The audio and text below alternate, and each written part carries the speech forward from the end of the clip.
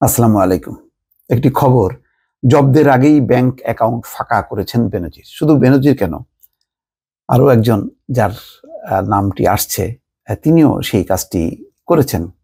বিভিন্ন সূত্রে খবর পাওয়া গেছে, দলিল হস্তান্তর এবং টাকা পয়সা সরায় ফেলা, স্বর্ণালংকারগুলো আহ, ব্যাংকের ভল্টে রাখা, এসব কাজগুলো করছেন শোনা যাচ্ছে। তো আইজিপি, তিনি তো যথেষ্ট বুদ্ধিমান, অত্যন্ত স্মার্ট, সরিয়েছেন এবং সেই সুযোগটাও হয়তো দেয়া হয়েছে এবং তিনি এই মুহূর্তে দেশে নেই, সেটাও বলা হচ্ছে। দুবাই, স্বাভাবিক। কারণ একটা কথা কিন্তু সবসময় বলা হচ্ছে যে সরকার যদি খুব সিরিয়াস হতো তাহলে প্রথম ধাক্কায় আহ, এই গণমাধ্যমে এত ইনায় বিনায় খবর প্রকাশ করার আগে আগে কিন্তু তারা অ্যারেস্ট হতো, তারপরে অনেক এই মামলা টামলা সমস্ত কাজগুলো করতো। অন্যান্য ক্ষেত্রে যেটা হয়েছে, বিরোধীদের পক্ষে বিরোধীদের বিরুদ্ধে যেভাবে অ্যাকশনে গেছে সরকার, কি এই ব্যাপারে খুব বেশি মনে হচ্ছে অ্যাকশন না, কিন্তু আওয়াজটা কিন্তু খুব হচ্ছে। আওয়াজ দেওয়ার কারণ আছে, একটা হলো আন্তর্জাতিক দেশি নানা মহলকে খুশি করা, যে না, সরকার ছাড় দিচ্ছে না, সেই আওয়াজটা দরকার ছিল, সেটা হয়তো হচ্ছে।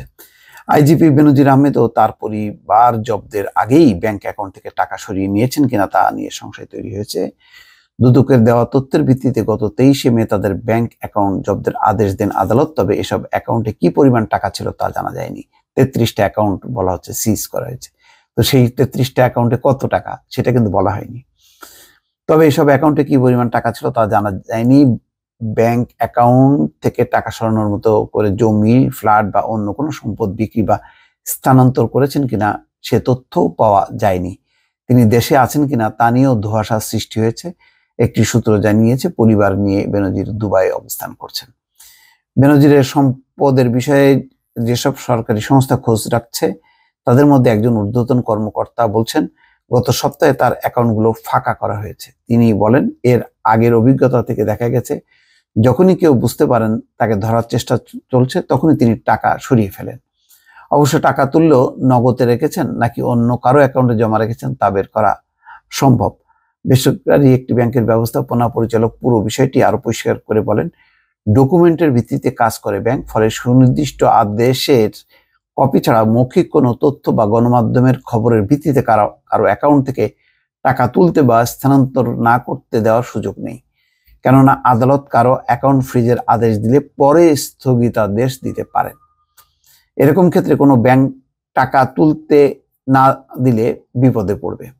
তিনি বলেন, সাধারণভাবে এই ধরনের ব্যক্তির বিভিন্ন পর্যায়ে নিজস্ব লোক থাকে, ফলে গোপনে জানিয়ে দেওয়া হতে পারে। আবার পত্রিকায় লেখালেখি ও দুদকের কার্যক্রমের ফলে এমনিতেই তিনি টাকা সরিয়ে ফেলতে পারেন। সাধারণত এসব ক্ষেত্রে নগদে তুলে বিশ্বস্ত কারো কাছে রাখা হয়। এখন তুলছেন কিনা সে তথ্য প্রমাণত নিশ্চয়ই ব্যাংকের কাছে থাকবে। খুব বেশি এটা নিয়ে যে তথ্য প্রকাশ করার এই কাজটি হচ্ছে বলে মনে হচ্ছে না। এখন দেখার দেখার বিষয়, বেনজিরও তার স্বার্থ সংশ্লিষ্ট ব্যক্তি ও প্রতিষ্ঠানের অ্যাকাউন্ট থেকে লেনদেন প্রোফাইলের নিয়ম মেনে টাকা উত্তোলন হয়েছে কিনা।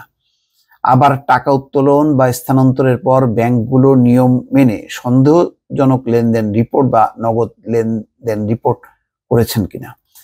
চট্টগ্রাম বিশ্ববিদ্যালয়ের অর্থনীতি বিভাগের প্রাক্তন অধ্যাপক ডক্টর মইনুল ইসলাম অর্থ পাচার, মানি লন্ডারিং সহ এই ধরনের অপরাধ নিয়ে দীর্ঘদিন গবেষণা করেছেন। তিনি বলেন যে দুর্নীতিবাজরা আগেই টাকা সরিয়ে ফেলে, এটি স্বাভাবিক। বিদ্যমান ব্যাংকিং নিয়মে এটা নিয়ন্ত্রণ করা কঠিন। তবে সরকার এখন মিডিয়ায় দেখাতে চাচ্ছে তার বিরুদ্ধে ব্যবস্থা নিচ্ছে। তিনি বলেন, বেনজির আহমেদ একদিনে বেনজির হয়নি, তাকে পুলিশের আইজি, র্যাবের ডিজি এই সরকারই বানিয়েছে। হঠাৎ তার বিরুদ্ধে ব্যবস্থা নিয়ে বহির্বিশ্বে দেখানো হচ্ছে সরকার দুর্নীতির বিরুদ্ধে কঠোর। তো আগেই বললাম যে এটা সরকার একটা শোডাউন করতে চাচ্ছে, কিন্তু আভ্যন্তরীণভাবে যে খুব বেশি মানে সোচ্চার, এটা কিন্তু এটা কিন্তু মনে হচ্ছে না। এখন এদিকে বেনজির আহমেদের দুই মেয়ে ফারিন রিশতা বিনতে বেনজির ও তাহসিন রাইসা বিনতে বেনজিরের নামে বেসরকারি স্যাটেলাইট টেলিভিশন চ্যানেল সিটিজেন টিভির মালিকানার তথ্য পাওয়া গেছে। 2017 সালে এই টিভির অনুমোদন যখন নেয় তখন তারা দুজনে ছিলেন শিক্ষার্থী। যাই হোক, এগুলি এখন আর বলে লাভ নেই, এগুলি মোটামুটি ওপেন সিক্রেট তাদের দুর্নীতির বিষয়টি। এখন কতখানি তাদের পুরো অর্থ সম্পদ সরকার তার নিজের কবজায় নিতে পারবে এবং বিচার করতে পারবে, এটা এখন দেখার বিষয়। কিন্তু আপাত দৃষ্টি মনে হচ্ছে এটি একটা লম্বা প্রসেস। সেই প্রসেসে সরকার কতখানি সুবিধা পাবেন নাকি বেনজির আহমেদকে সুবিধা করে দেওয়া হবে, সেটাও এখন দেখার বিষয়। দর্শক ভালো থাকবেন, আল্লাহ হাফেজ।